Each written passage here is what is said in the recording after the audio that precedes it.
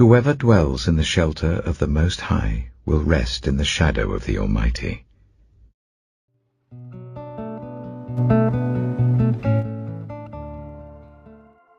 The Book of Joshua. Joshua chapter 1. After the death of Moses, the servant of the Lord said to Joshua, son of Nun, Moses' assistant, Moses, my servant, is dead.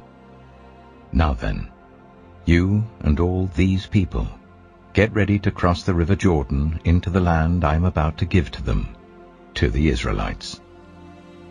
I will give you every place where you set your foot, as I promised Moses. Your territory will extend from the desert to Lebanon, and from the great river, the Euphrates, all the Hittite country, to the Mediterranean Sea in the west. No one will be able to stand against you all the days of your life. As I was with Moses, so I will be with you. I will never leave you nor forsake you. Be strong and courageous, because you will lead these people to inherit the land I swore to their ancestors to give them. Be strong and very courageous. Be careful to obey all the law my servant Moses gave you. Do not turn from it to the right or to the left, that you may be successful wherever you go. Keep this book of the law always on your lips. Meditate on it day and night, so that you may be careful to do everything written in it. Then you will be prosperous and successful. Have I not commanded you? Be strong and courageous. Do not be afraid. Do not be discouraged. For the Lord your God will be with you wherever you go. So Joshua ordered the officers of the people, Go through the camp and tell the people, Get your provisions ready. 3 days from now you will cross the Jordan here to go in and take possession of the land the Lord your God is giving you for your own. But to the Reubenites, the Gadites, and the half-tribe of Manasseh, Joshua said, Remember the command that Moses the servant of the Lord gave you after he said, The Lord your God will give you rest by giving you this land. Your wives, your children, and your livestock may stay in the land that Moses gave you east of the Jordan, but all your fighting men, ready for battle, must cross over ahead of your fellow Israelites. You are to help them until the Lord gives them rest, as he has done for you, and until they too have taken possession of the land that the Lord your God is giving them.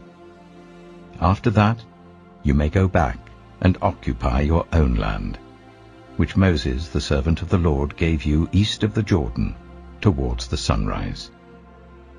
Then they answered Joshua, Whatever you have commanded us we will do, and wherever you send us we will go. Just as we fully obeyed Moses, so we will obey you. Only may the Lord your God be with you, as he was with Moses. Whoever rebels against your word and does not obey it, whatever you may command them will be put to death. Only be strong and courageous. Joshua chapter 2. Then Joshua son of Nun secretly sent 2 spies from Shittim. Go, look over the land, he said, especially Jericho. So they went and entered the house of a prostitute named Rahab and stayed there. The king of Jericho was told, Look, some of the Israelites have come here tonight to spy out the land. So the king of Jericho sent this message to Rahab, Bring out the men who came to you and entered your house, because they have come to spy out the whole land. But the woman had taken the 2 men and hidden them. She said, Yes, the men came to me, but I did not know where they had come from. At dusk, when it was time to close the city gate, they left. I don't know which way they went. Go after them quickly. You may catch up with them. But she had taken them up to the roof and hidden them under the stalks of flax she had laid out on the roof. So the men set out in pursuit of the spies on the road that leads to the fords of the Jordan, and as soon as the pursuers had gone out, the gate was shut. Before the spies lay down for the night, she went up on the roof and said to them, "I know that the Lord has given this land to you, and that a great fear of you has fallen on us, so that all who live in this country are melting in fear because of you. We have heard how the Lord dried up the water of the Red Sea for you when you came out of Egypt, and what you did to Sihon and Og, the 2 kings of the Amorites east of the Jordan, whom you completely destroyed. When we heard of it, our hearts sank, and everyone's courage failed because of you, for the Lord your God is God in heaven above and on the earth below. Now then, please swear to me by the Lord that you will show kindness to my family, because I have shown kindness to you.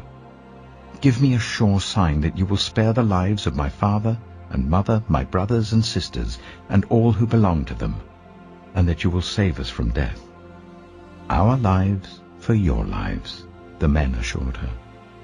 "If you don't tell what we are doing, we will treat you kindly and faithfully when the Lord gives us the land." So she let them down by a rope through the window, for the house she lived in was part of the city wall.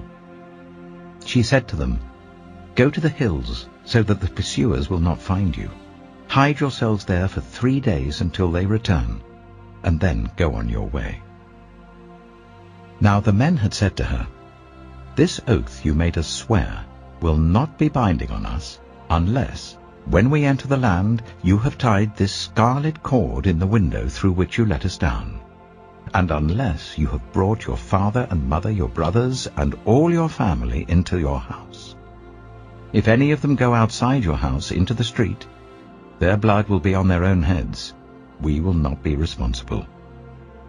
As for those who are in the house with you, their blood will be on our head if a hand is laid on them. But if you tell what we are doing, we will be released from the oath you made us swear." "Agreed," she replied. "Let it be as you say." So she sent them away, and they departed, and she tied the scarlet cord in the window. When they left, they went into the hills and stayed there 3 days, until the pursuers had searched all along the road and returned without finding them. Then the 2 men started back. They went down out of the hills, forded the river, and came to Joshua, son of Nun, and told him everything that had happened to them. They said to Joshua, "The Lord has surely given the whole land into our hands. All the people are melting in fear because of us." Joshua chapter 3. Early in the morning, Joshua and all the Israelites set out from Shittim and went to the Jordan, where they camped before crossing over. After 3 days, the officers went throughout the camp giving orders to the people. "When you see the Ark of the Covenant of the Lord your God, and the Levitical priests carrying it, you are to move out from your positions and follow it. Then you will know which way to go, since you have never been this way before. But keep a distance of about 2,000 cubits between you and the ark. Do not go near it." Joshua told the people, "Consecrate yourselves, for tomorrow the Lord will do amazing things among you." Joshua said to the priests, "Take up the Ark of the Covenant and pass on ahead of the people." So they took it up and went ahead of them. And the Lord said to Joshua, "Today I will begin to exalt you in the eyes of all Israel, so that they may know that I am with you, as I was with Moses. Tell the priests who carry the Ark of the Covenant, when you reach the edge of the Jordan's waters, go and stand in the river." Joshua said to the Israelites, "Come here and listen to the words of the Lord your God. This is how you will know that the living God is among you, and that he will certainly drive out before you the Canaanites, Hittites, Hivites, Perizzites, Girgashites, Amorites, and Jebusites. See, the Ark of the Covenant of the Lord of all the earth will go into the Jordan ahead of you.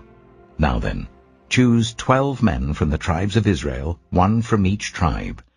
And as soon as the priests who carry the Ark of the Lord of all the earth, set foot in the Jordan, its waters flowing downstream will be cut off and stand up in a heap."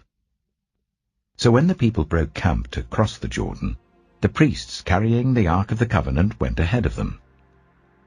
Now the Jordan is in flood all during harvest. Yet as soon as the priests who carried the ark reached the Jordan, and their feet touched the water's edge, the water from upstream stopped flowing.